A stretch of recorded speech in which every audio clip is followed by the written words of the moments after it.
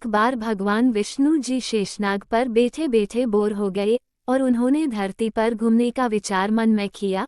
वैसे भी कई साल बीत गए थे धरती पर आए और वह अपनी यात्रा की तैयारी में लग गए। स्वामी को तैयार होता देखकर लक्ष्मी माँ ने पूछा, आज सुबह सुबह कहाँ जाने की तैयारी हो रही है?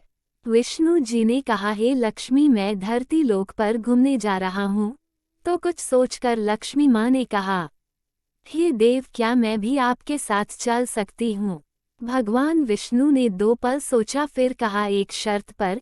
तुम मेरे साथ चल सकती हो। तुम धरती पर पहुंचकर उत्तर दिशा की ओर बिल्कुल मत देखना। इसके साथ ही माता लक्ष्मी ने हाँ कह के अपनी मनवा ली।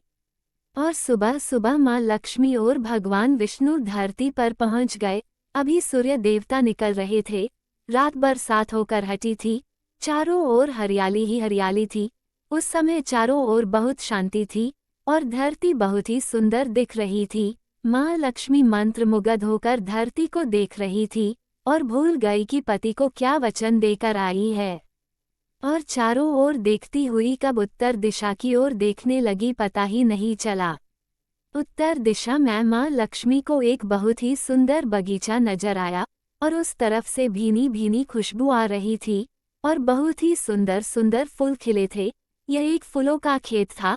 माँ लक्ष्मी बिना सोचे समझे उस खेत में गई और एक सुंदर सा फूल तोड़ लाई। लेकिन ये क्या, जब माँ लक्ष्मी भगवान विष्णु के पास वापस आई तो भगवान विष्णु की आंखों में आंसू थे और भगवान विष्णु ने माँ लक्ष्मी को कहा कि कभी भी किसी से बिना पूछे उसका कुछ भी नहीं लेना चाहिए और साथ ही अपना वचन भी याद दिलाया। माँ लक्ष्मी को अपनी भूल का पता चला तो उन्होंने भगवान विष्णु से इस भूल की माफ़ी मांगी। तो भगवान विष्णु ने कहा कि जो तुमने जो भूल की है उसकी सजा तो तुम्हें जरूर मिलेगी। जिस माली के खेत से तुम नए बिना पूछे फूल तोड़ा है, यह एक प्रकार की चोरी है। इसलिए अब तुम 3 साल तक माली के घर नौकर बनकर रह। उसके बाद मैं तुम्हें बैकुंठ में वापस बुलाऊंगा। माँ लक्ष्मी ने चुपचाप सर झुकाकर हाँ कर दी और माँ लक्ष्मी एक गरीब औरत का रूप धारण करके उस खेत के माली के घर गई। घर क्या, एक झोपड़ा था और माली का नाम राघव था। राघव की बीबी, 2 बेटे और 3 बेटियां थी। सभी उस छोटे से खेत में काम करके किसी तरह से गुजारा करते थे। माँ लक्ष्मी जब एक साधारण और गरीब औरत बनकर जब राघव के झोपड़े पर गई तो राघव ने पूछा, बहन तुम कौन हो और इस समय तुम्हें क्या चाहिए? तब माँ लक्ष्मी ने कहा, मैं एक गरीब औरत हूँ, मेरी देखभाल करने वाला कोई नहीं। मैंने कई दिनों से खाना भी नहीं खाया, मुझे कोई भी काम दे द, साथ में मैं तुम्हारे घर का काम भी कर दिया करूँगी। बस मुझे अपने घर में एक कोने में आसरा दे दो। राघव बहुत ही अच्छे दिल का माली था। उसे दया आ गई, लेकिन उसने कहा, बहन मैं तो बहुत ही गरीब हूँ। मेरी कमाई से मेरे घर का खर्च मुश्किल से चलता है।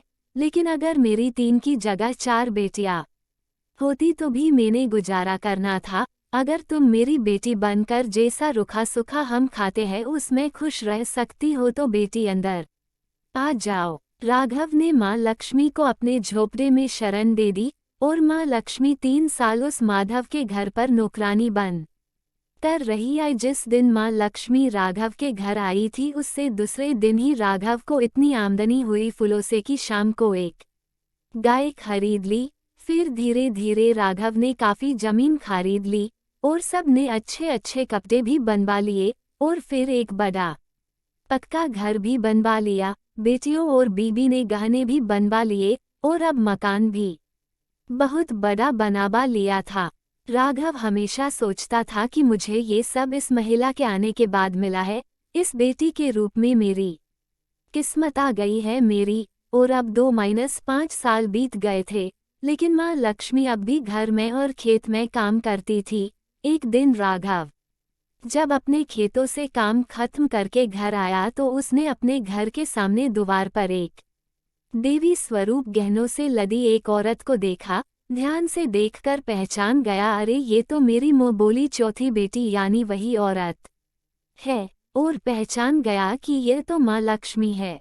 अब तक राघव का पूरा परिवार बाहर आ गया था और सब हैरान होकर माँ लक्ष्मी को देख रहे थे।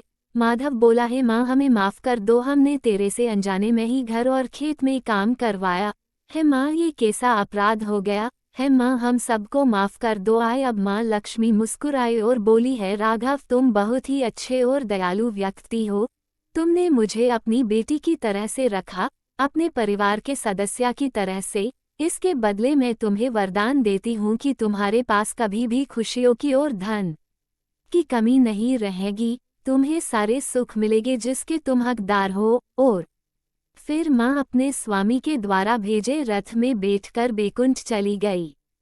कहानी पसंद आए तो लाइक शेयर और सब्सक्राइब करें। धन्यवाद।